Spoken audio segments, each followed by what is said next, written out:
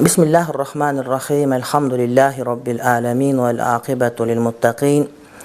Sallallahu ta'ala ala rasulina Muhammed ve ala alihi ve ashabihi ecma'in. Negizi өлkөбүздөгү dini кырдаалдын өсүп өнүгүүсү, анын жайлануусу, булардын бардыгы өлкөбүздөгү саясий кырдаалга толук түрдө байланыштуу. Себеп дегенде биз өлкөнүн жарандары, өлкөнүн ичиндеги бир тутум катарында таанылганбыз. Кыргызстан мусулмандар дин башкармасы расмий эмес уюм, бирок ошол эле учурда Кыргызстандагы бардык мусулмандардын башын бириктирип, аларды туура жолго үндөгөн уюм катары белгилүү. Анан эми жылына эле ажылыктын алдында мына ушундай муфтияттын тегерегинде ызычуулар чыгып келет. Эми бир чети муну биз мыйзам ченемдүү көрүнүш катары баалаганыбыз оң болот. Себеп дегенде ар кандай бир объективдүү, субъективдүү себептердин натыйжасында ушундай сөздөр чыгып келет да.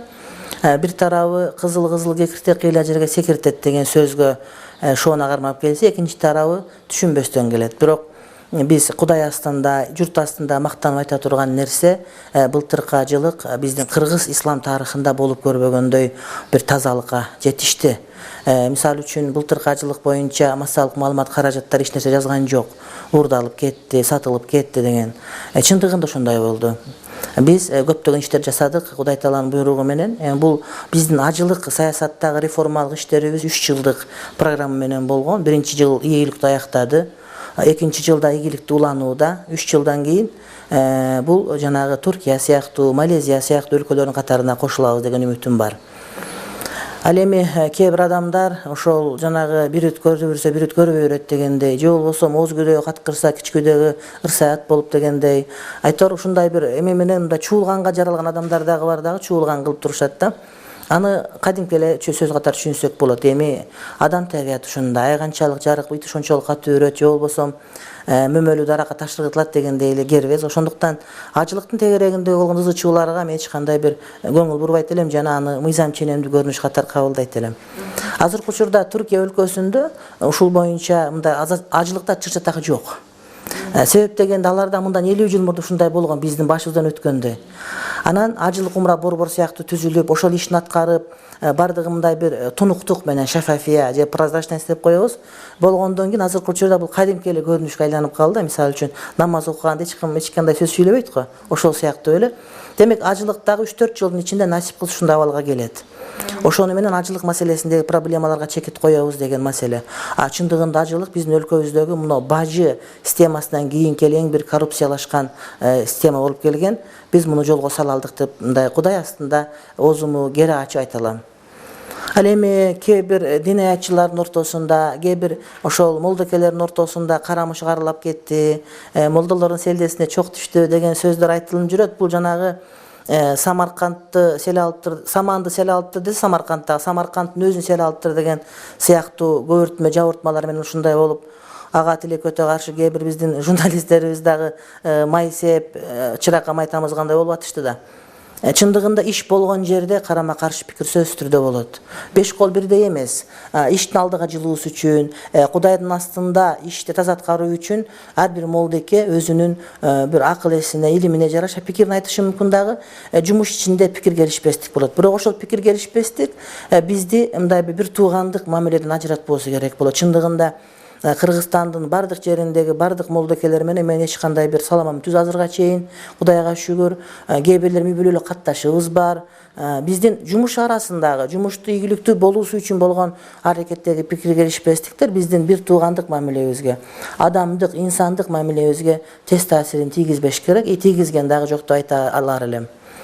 Ал эми акыркы учурдагы элдин бүйүрүн кызыткан Ош маселеси боюнча туура ал Ошто окуя болгон ушундай кээ бир адамдар мечиттен чыгып кетиңиз дегендей сөздөрдү айткандыктан мен элдин мындай бир жалпы эле эмес 2-3 гана адам кыйкырды. Эми кояк сагы менен жүздөгөндөй бардык жерде кээ бир адам түшүнүп, кээ бир адам түшүнбөй сүйлөшү мүмкүн. Балким алар жанагы ажылыктан Азирети муфтий жеп атат деген сөздү айтып, же болбосо ошол сыяктуу бир туура эмес бир жанагыдай шыкакчы, провокациялык сөздөргө туура эмес түшүнүп калып, ошонун негизинде ачуу калтырган болушу мүмкүн. Бирок мен абалды оорлоткум келбейт. Анын үстүнө Ошто абал мындай бир кылычтын мизинде тургандай таасир, улут аралык маселе бар.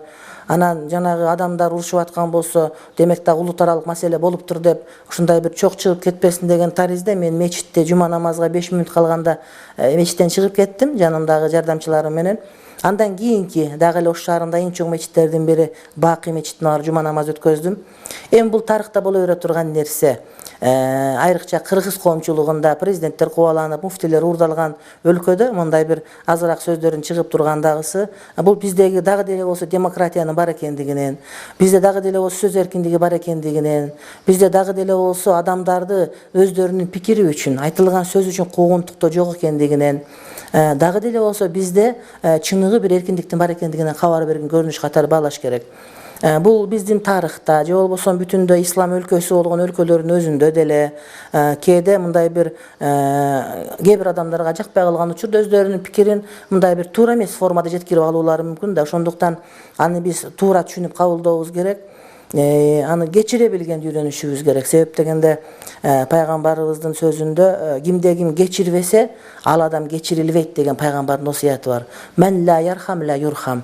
Ошондуктан жанагы ар бир адамдын ошол өзүнүн илими деңгээлине жараша, анын бир маданий мындай бир потенциалынын деңгээлине жараша же мына ушундай бир өзүнүн түшүнүгүнө жараша кабылдап, ошого жараша кечирүүнү үйрөнгөн болсок, анда исламды биз таза карманган болор элек да.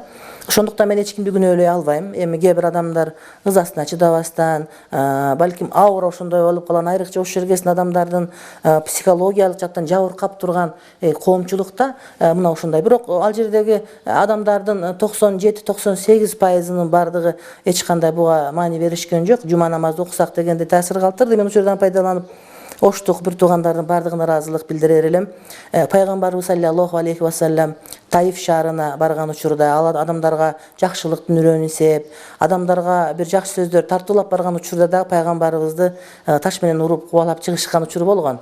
Пайгамбарыбыздын өзүнүн башында же болбосо Ибн Хаджар Аскаланидин ошол мечитте сабак берип турган учурунда 3 жолу келип мечиттен чыгып кет, сабак бербей айтканга моюн бербей сабак бер, үчүнчүсүндө келип ошол жакасын буунткан учурда гана сабагын таштап мечиттен чыгып кеткенге болгон. Бирок тарых пайгамбарыбыз же болбосо Ибн Хаджар Аскалани жөнүндө эч кандай жаман сөз калтырган жок.